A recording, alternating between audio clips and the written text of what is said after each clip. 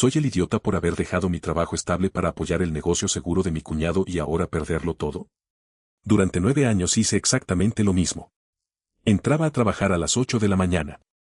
Salía a las 5 de la tarde. Recibía mi sueldo puntualmente. Y dormía tranquilo todas las noches. No era rico. Pero tampoco tenía deudas. Para mí, eso ya era un lujo. Nunca imaginé que renunciaría voluntariamente a esa estabilidad.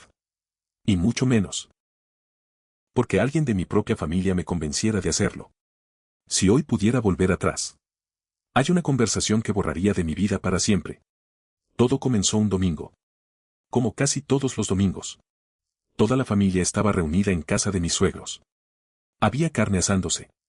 Los niños corrían por el patio. Y todos esperábamos a mi cuñado, que siempre llegaba tarde. Pero ese día apareció conduciendo una camioneta completamente nueva. Recuerdo perfectamente cómo todos dejaron de hablar para verla entrar. Mi suegro fue el primero en felicitarlo. Mi cuñado simplemente sonrió. El negocio finalmente despegó. Esa fue la frase que cambió mi vida. Durante toda la comida no dejó de responder preguntas. ¿Cómo iba la empresa? ¿Cuántos empleados tenía? ¿Cuánto estaba creciendo? Él respondía absolutamente todo con una seguridad que daba envidia. Sacó el teléfono. Empezó a enseñar fotografías de una oficina enorme. Computadoras nuevas. Reuniones con clientes. Contratos. Gráficas. Incluso capturas de transferencias bancarias que parecían impresionantes. No parecía alguien intentando presumir. Parecía alguien orgulloso de lo que había construido. Y todos nos sentimos felices por él. Mi esposa no dejaba de repetir lo mismo. ¿Ves? Te dije que era muy inteligente. Siempre supo hacer negocios. Yo seguía disfrutando de mi trabajo. Era aburrido. Pero estable. Y después de tantos años, había aprendido a valorar esa tranquilidad. Unas semanas más tarde, mi cuñado me llamó. Me invitó a tomar un café.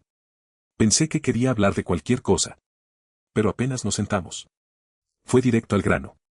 Necesito un socio. Me reí. Pensé que era una broma. Él ni siquiera sonrió. Lo digo completamente en serio. Le respondí que yo no sabía nada de negocios. Que toda mi experiencia era trabajando para otras personas. Él negó con la cabeza. Precisamente por eso te quiero. Porque eres responsable. Porque sé que puedo confiar en ti. Aquellas palabras me hicieron sentir importante. Nadie me había ofrecido algo así antes. Pero aún así le dije que no. No estaba dispuesto a dejar 9 años de estabilidad por una aventura. Él aceptó mi respuesta sin discutir. Solo dijo algo antes de despedirse. Si cambias de opinión, la puerta sigue abierta. Pensé que ahí terminaría todo. Me equivoqué. Durante los siguientes meses empezó a llamarme con frecuencia. Nunca insistía directamente. Solo me enseñaba cómo seguía creciendo la empresa. Un nuevo cliente. Una nueva oficina. Otro contrato importante. Cada conversación terminaba exactamente igual. No sabes cuánto me gustaría que formaras parte de esto. Mi esposa empezó a insistir también. ¿Y si esta es la oportunidad que siempre hemos estado esperando? No puedes trabajar toda la vida para alguien más. Intenté ignorarlo. Pero era imposible.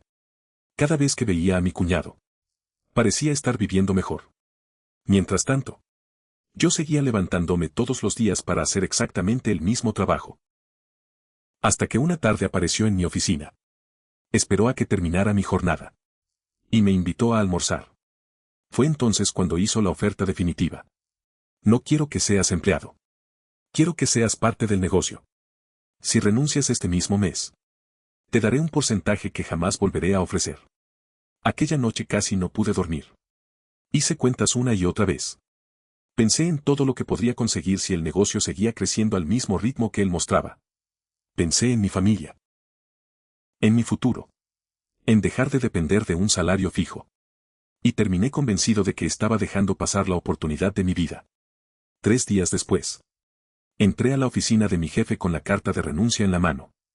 Nunca olvidaré la cara que puso cuando terminó de leerla. Me preguntó si estaba completamente seguro.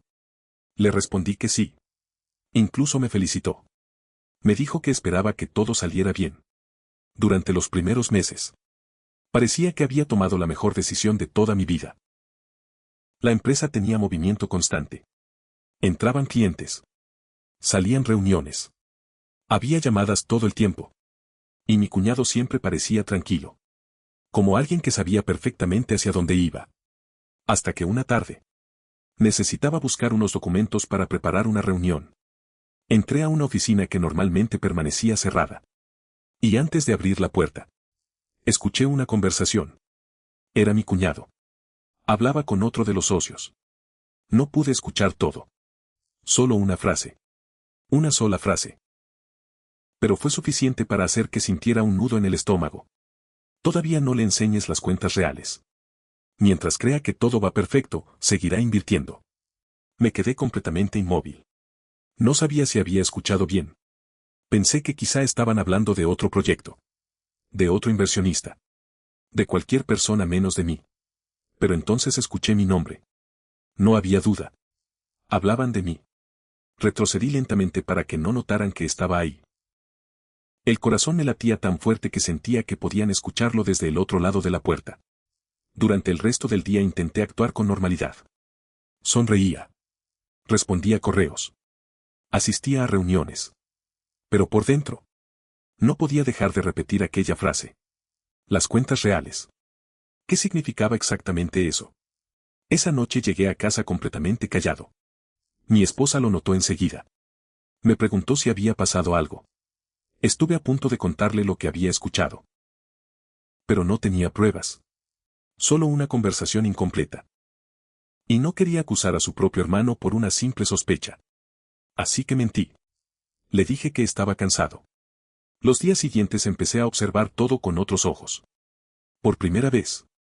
Dejé de creer ciegamente en lo que me enseñaban. Había algo que no cuadraba. Siempre hablábamos de grandes ganancias. Pero nunca veía el dinero. Cada vez que preguntaba por los estados financieros, mi cuñado encontraba una excusa. El contador todavía no los termina. Estamos reorganizando las cuentas. La próxima semana te enseño todo. La próxima semana nunca llegaba. Empecé a revisar los contratos con más atención. Muchos clientes aparecían en las presentaciones. Pero casi nunca los veía personalmente. Había nombres. Logotipos. Facturas. Todo parecía real. Pero algo seguía sintiéndose extraño. Un viernes recibí una llamada inesperada. Era un antiguo compañero de mi trabajo anterior. Solo quería saludarme. Después de hablar unos minutos me hizo una pregunta que me sorprendió. ¿Cómo te está yendo? Sonreí. Y respondí automáticamente. Muy bien. Pero ni yo mismo soné convencido. Él guardó silencio unos segundos. Después dijo algo que no esperaba.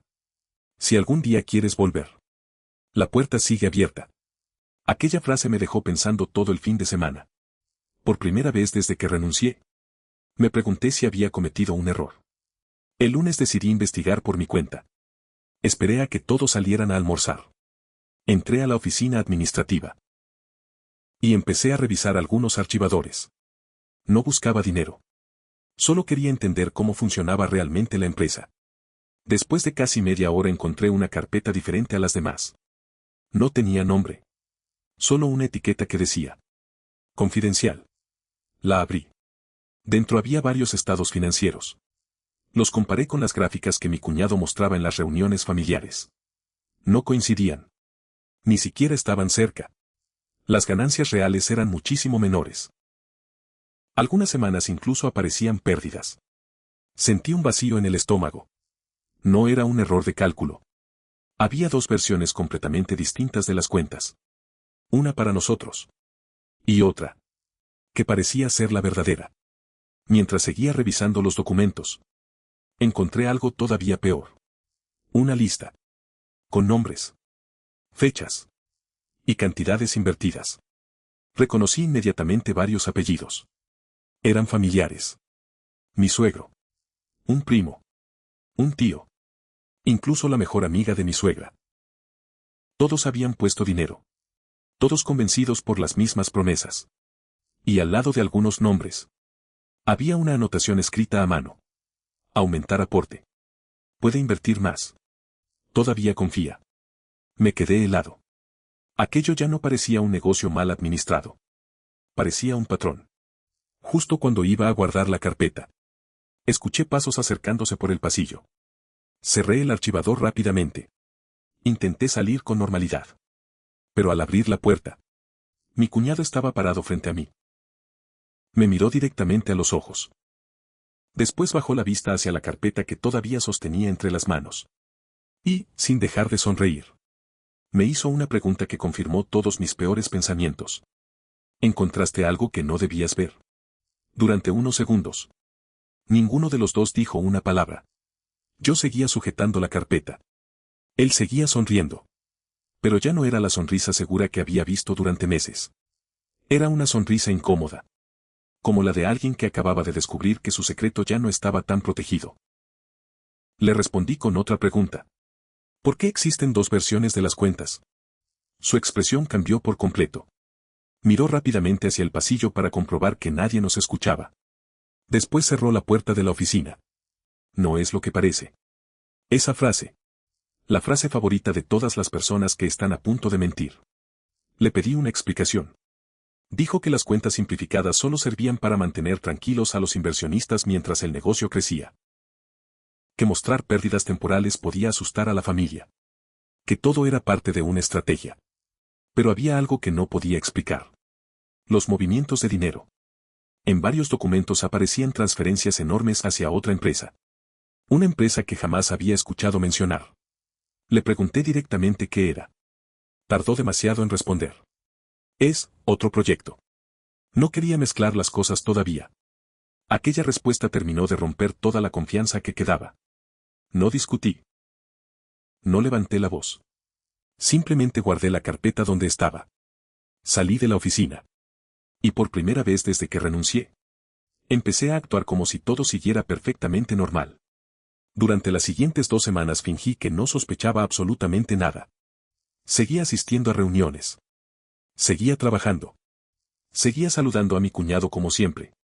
Mientras tanto, cada noche investigaba. Descubrí que aquella segunda empresa estaba registrada únicamente a nombre de mi cuñado. No pertenecía al negocio familiar. Era completamente suya. Y las transferencias coincidían exactamente con los meses en los que todos nosotros habíamos invertido más dinero. No podía demostrar que hubiera cometido un delito. Pero sí podía demostrar algo muy distinto.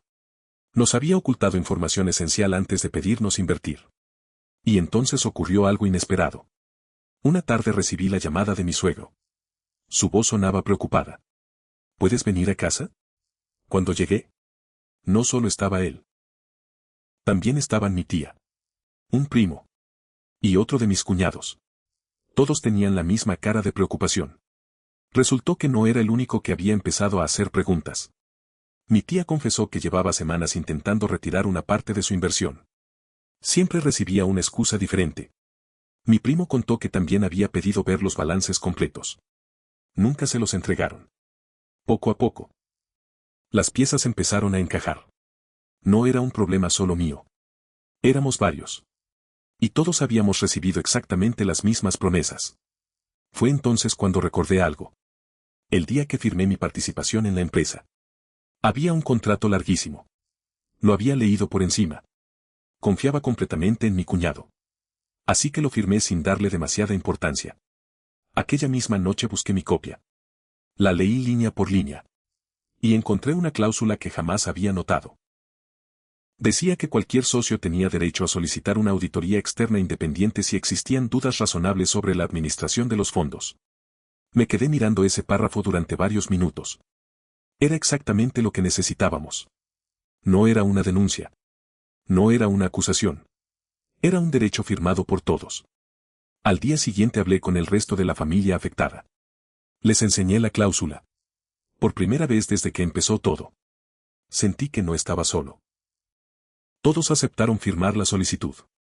Cuando mi cuñado recibió la notificación, dejó de responder llamadas durante 3 días. Y eso, curiosamente, terminó siendo lo que más convenció al resto de la familia de que algo realmente estaba mal. La auditoría tardó varias semanas. Fueron las semanas más largas de mi vida. Hasta que finalmente llegó el informe. No recuperamos todo el dinero. Ojalá pudiera decir que sí. Pero sí recuperamos una parte importante. Y, sobre todo, La auditoría confirmó que fondos de la empresa habían sido desviados hacia proyectos personales que nunca fueron informados a los demás socios. Aquello cambió completamente la situación. Ya no eran sospechas. Ya no eran discusiones familiares. Había documentos. Había registros. Había pruebas. Actualización, 11 meses después. Mi cuñado terminó enfrentando las consecuencias legales y económicas derivadas de toda la investigación. La empresa cerró definitivamente. Yo conseguí volver a trabajar. Curiosamente, mi antiguo jefe cumplió su palabra. Todavía tenía un lugar para mí. No regresé exactamente al mismo puesto. Pero sí recuperé algo mucho más importante. La tranquilidad. Con el tiempo entendí que perder dinero duele. Pero perder la confianza en alguien de tu propia familia. Eso tarda mucho más en sanar. Hoy sigo viendo a algunos familiares. A otros ya no. Y aprendí una lección que probablemente recordaré toda mi vida. Cuando alguien te dice que una inversión es completamente segura. Y además te pide que confíes solo porque son familia. Lo más inteligente que puedes hacer es revisar 2 veces los números. Porque la confianza nunca debería reemplazar la transparencia.